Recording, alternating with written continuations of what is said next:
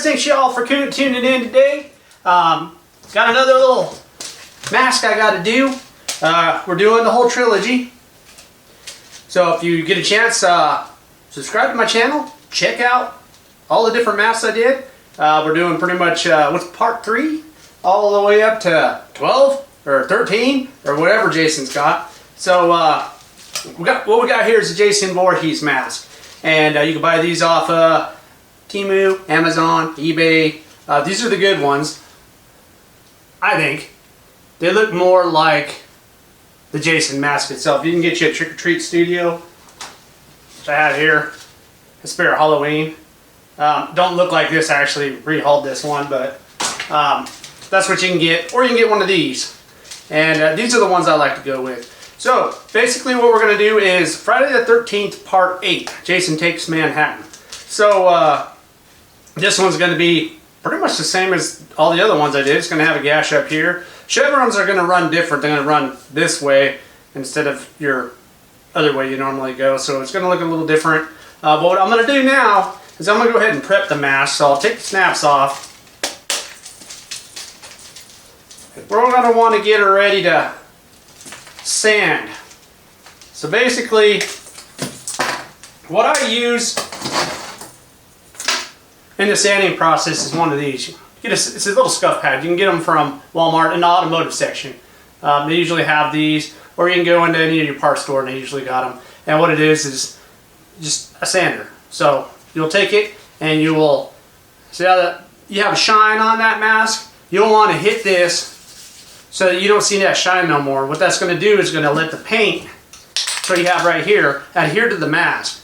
Don't sand it good. You might not get a good stick, and when you put your tape on, as I'll show you, you put your tape on, you can peel it and it'll rip the paint right off the mask. You got to start all over again. You got to sand everything back down, repaint it again, and then go ahead and do it. So make sure you get a good sanding job on this. Afterwards, go in your sink, wash it with some Dawn soap so you can get all your fingerprint marks off of it. So the paint ain't going to stick to that either. So what I'm using here is a Krylon Color Max Paint and Prime. And this is Satin Meringue. You can pick this up. I think I got this at Menards, if I remember right. Usually they have it at Lowe's. No, actually, I picked this up at Hobby Lobby. I looked at all those different places, and that's the only place that had it, was Hobby Lobby. But maybe your town will have something different.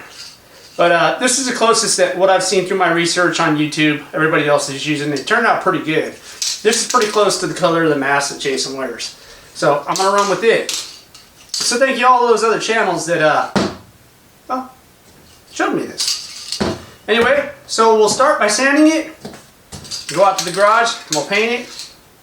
And I'll be right back. If you want to see the complete process, I got like 6 other videos. You can jump on there, watch me sand, and then paint, do all that fun stuff.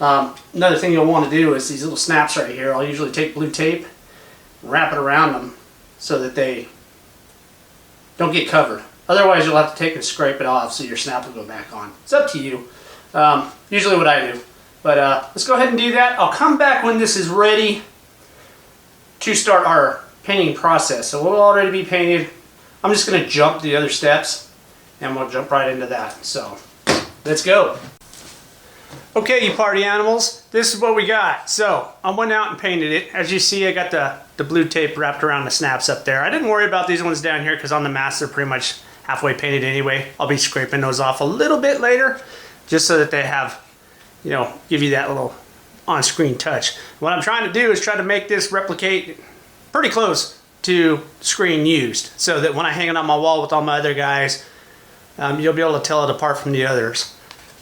But basically what we're going to do now is I got to cut this part out of the mask because you still got that machete or the axe gash right here. So we'll go ahead and cut that out real quick. Alright guys, according to my picture, that's about where that mark is. So you see it right there? Kind of goes halfway through it. You still got a little bit of bubbling on both sides of it. So I'm just kind of going off the picture I have behind me. And I'm I'm gonna go ahead and take my Dremel tool. I got a grinder blade on there. A little overkill, but it'll work. Sometimes you can use scissors if you got sharp enough scissors.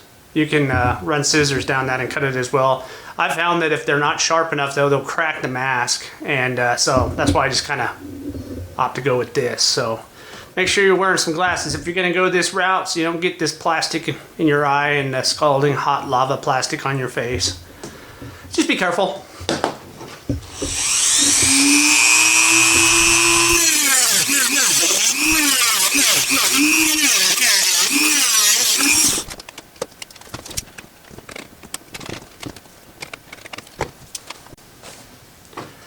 Okay, now that we're at this point, usually what I'll do is I'll take a lighter.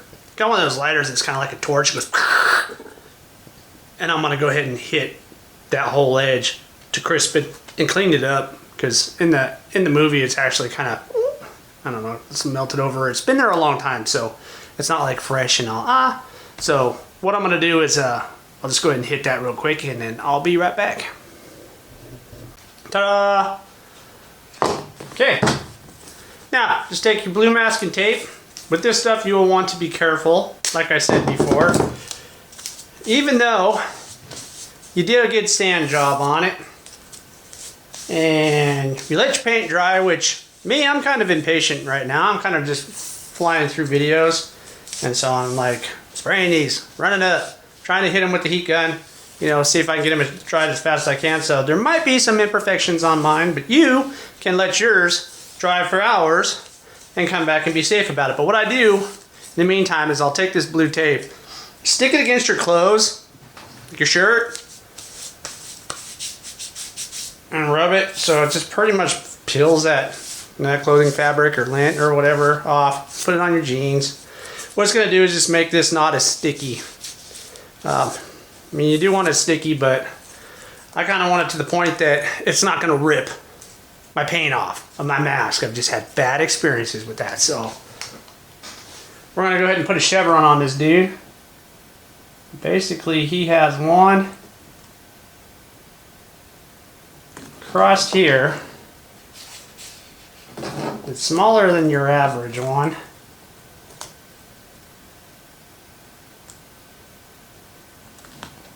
These are tricky. Like I said, there's some guys out there that actually sell these chevrons if you have a hard time doing the tape part.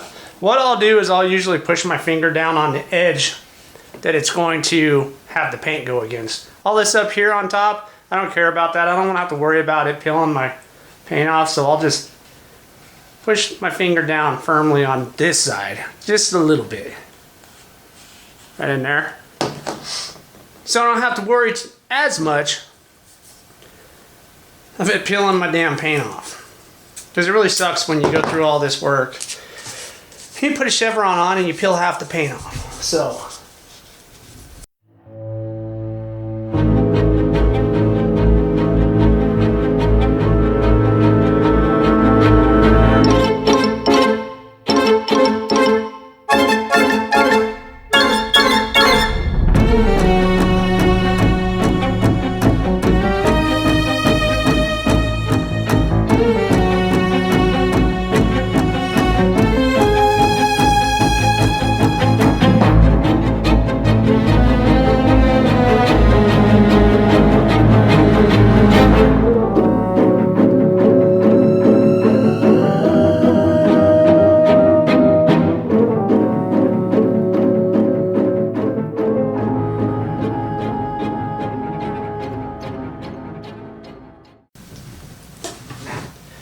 it is chevron time. So what I'm using is Apple Barrel Bright Red. You can get this at Walmart, Hobby Lobby, any of your craft stores. Really cheap. They're like $1.25, something like that. So take this stuff and you just paint it in.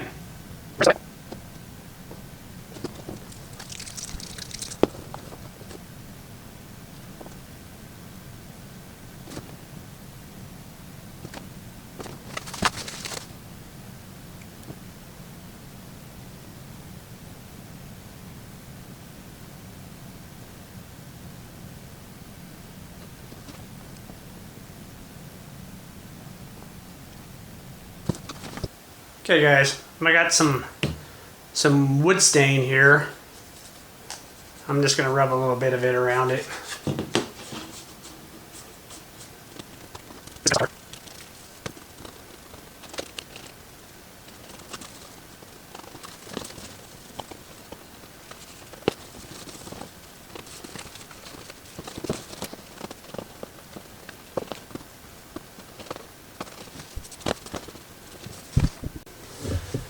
Okay, now that we got the stain on there to kind of change the tone of the color a little bit, what I'm going to do is get my airbrush.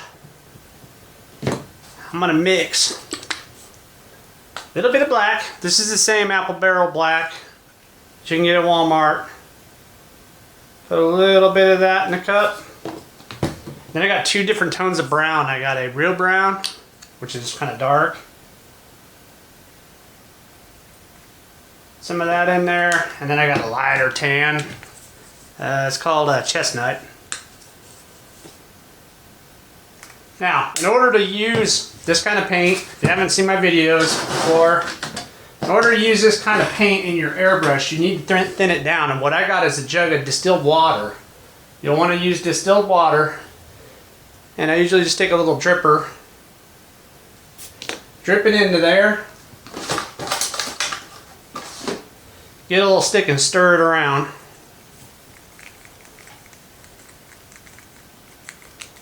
Mix it up real good. What I'm looking for is kind of a grayish, brownish, blackish color, kind of a dark brown sludge. What I'm wanting to do is do some of the darker highlight points on his mask. What you'll do is you'll stir it, and then take your stick and set it on the side of the cup and make a little drip, and then watch that drip. When that drip runs somewhat quickly, just kind of drip straight down. You don't want too much water in there, but what you'll want to do is stir it, touch the side of your cup, and then wait for it to drip fast. Which I'm right about there. So you don't want to thin this out too much or it ain't going to stick to your project, but yet you don't want to put not enough water in it and clog up your airbrush. So I'm going to say just tap the side until it drips down nice and quick. I'm going to go ahead and mix this in here. Airbrush is going to get loud, so I won't talk through this. I'm just going to show you guys what I do.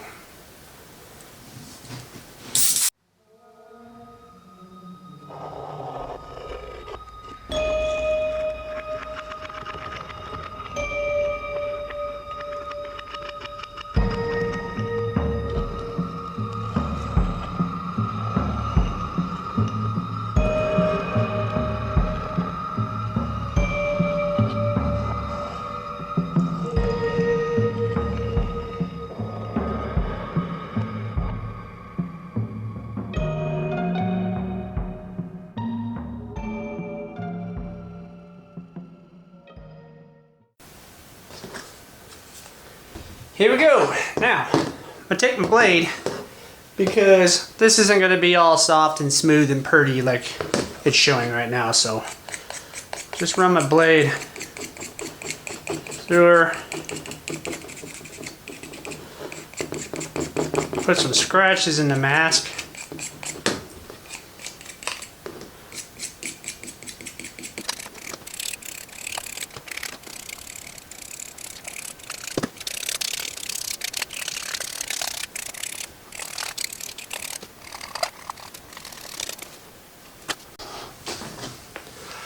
Okay, now that we got that done, paint job's all there. Basically what I'm going to do is I'm going to take some of this Rust-Oleum Semi-Gloss Clear, and I'm going to use this to go ahead and seal all this in. You don't have to do this, but if you're wearing it or doing all that, this paint will rub off or scratch off. This is just an added layer on top of it to make it, make sure it doesn't get all scratched. Really doesn't matter to me because this one's going on the wall anyway, so nobody's going to be touching it, but I still want to seal it in and make it look good. So I'm going to go ahead and knock this out real quick. I'll go spray this, come back when it's done. You guys can check out the end.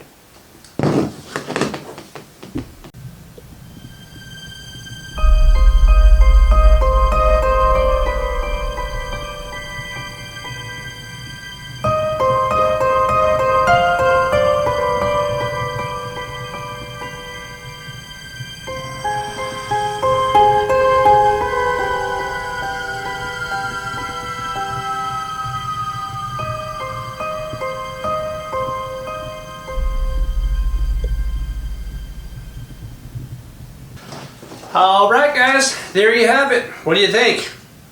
I kind of wish it would have came out a little bit more of the yellow color, because I know in the movie it was more of a yellow color, but that's all I had to run with right now, so this is what we get. Anyway, I think it turned out pretty good either way. I like the shading, the highlights and the scratches. Chevrons turned out alright. And for it peeling and me having to fix it, it actually turned out pretty good. Anyway, this is part 8. I'm going to go ahead and hang it on the wall, and we'll get on to the next one. But if you made it this far, I appreciate you. We'll see you guys on the next one. I got 4 more to go, something like that. So stay tuned. Throw me a comment if you have questions or you have some ideas. See you on the next one. Laters.